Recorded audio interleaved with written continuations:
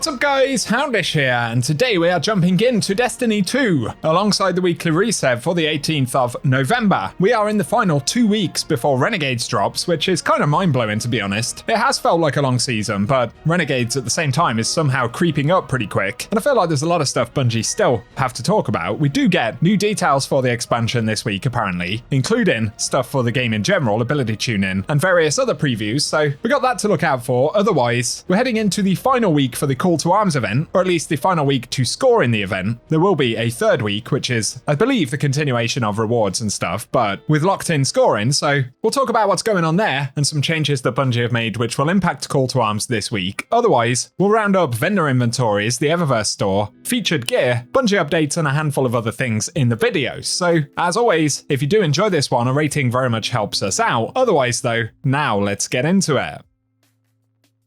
Firstly, ahead of Renegades, which is now 2 weeks away, as of, well, literally this moment, I guess, we can expect further details. Bungie have said that we'll get a sandbox abilities preview this week, so that's one thing. Otherwise, I'm sure there'll be a handful of other previews. I think Twitter's going to be separate from the ability stuff, so if you want to stay up to date with all of that, hit subscribe and turn on the notification bell. That way you won't miss out on anything.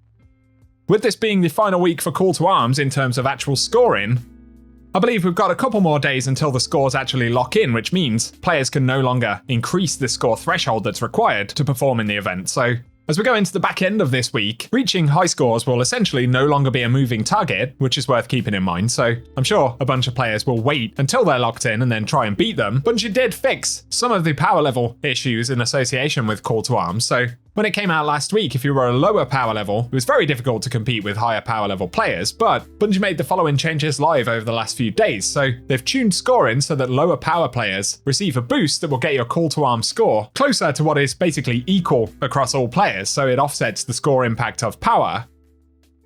And they've said they expect this to mitigate most but not all of the advantage that power currently conveys, although there have been reports that now being at absolute maximum power can result in you scoring lower than other players. Haven't experienced it firsthand, but it's possible we'll see further changes. Bungie do say if you're under 550 power, the Call to Arms score will not exactly match the one that you see in the Portal reward score, so basically check the scoreboard to see what you're actually getting. Importantly though, for most players, given that most players are not max power, if you're looking to score competitively, this will hopefully make it more possible. Otherwise, it's the continuation of what we already had last week, so nothing else new to report on in that regard, although there will be something called Celebration Week that we get next Tuesday, which basically unlocks the rewards that we've earned through the scoring system. So if you're eligible for the helmet, emblems, whatever it is, we'll get them from the chest next to Devrim next Tuesday. And despite the fact that scoring will have concluded, the event will continue, which I believe basically means that we'll still get the boosted rewards and additional drops and the Portal playlist availability for it. So accelerated progress will continue all the way up until Renegades. And now, as we land in the tower, keep in mind, you do get your daily shipment of free loot right there, which is pretty juicy, helping Guardians to catch up and all that good stuff. We'll take a very quick look at what Zavala has here as well before we go and spot the Eververse store for the week. So, we've got the Mercury A right here. I'm not going to go into all of the roles in a ton of detail, but things like successful warm-up kinetic tremors, that's showing up at least a couple of times right here, and many variations of those roles. So if there's anything you particularly want on the Mercury bow, be sure to go visit Zavala, and keep in mind the roles on those will change throughout the week, so don't miss out if you don't have a good one already, I guess. Let's also have a look at the Eververse store for the week. Don't forget your free Bright Dust. Bungie giving as many things as they can away for free at this point. On the front page for Bright Dust items, at the very least, we have the Head Slam exotic emote here, so we'll have a quick preview of it, as always.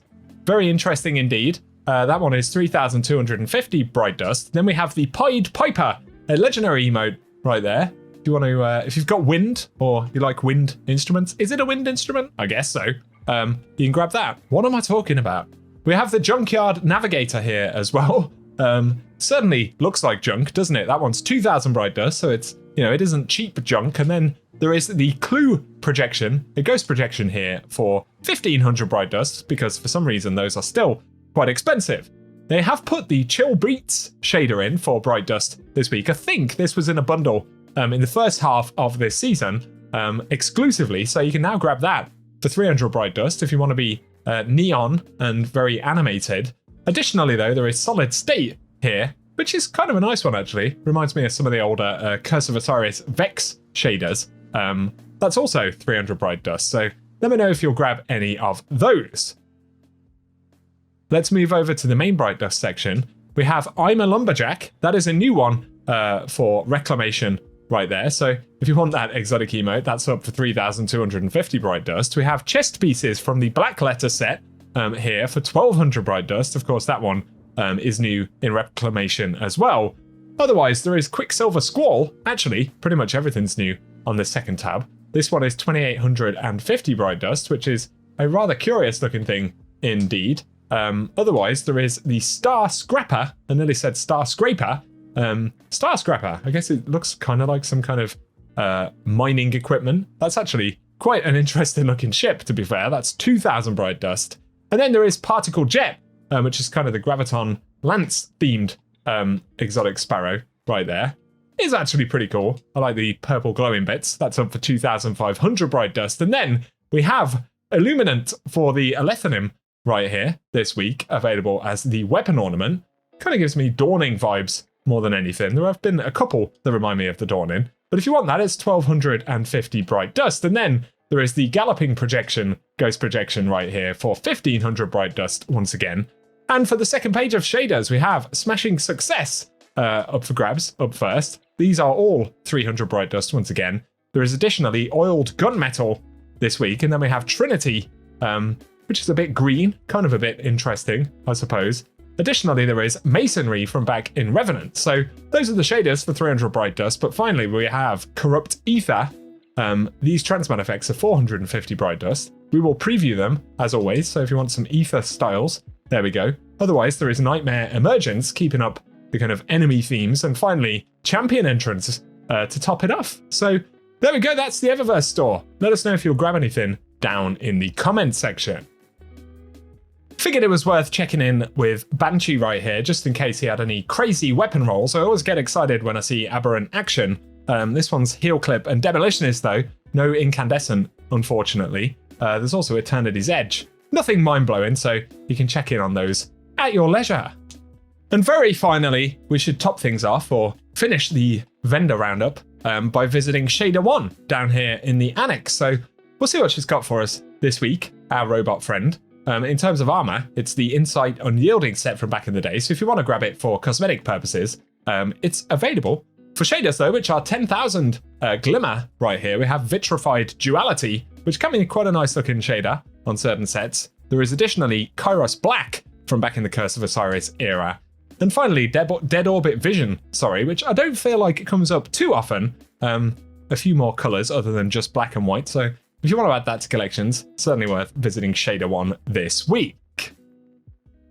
For today though, that is what we have to round up, so as always, I hope you've enjoyed the video and found it useful. If you have, be sure to hit subscribe and turn on notifications. I'll keep you posted with all the stuff we're getting in a couple of weeks' time with Renegades, so keep it locked in. If you enjoyed the video, a rating helps us out, and let us know your experiences with Call to Arms, any things you're looking forward to in Renegades, or general feels in the comment section. For the moment though, thank you for tuning in, and I hope you guys have an awesome day.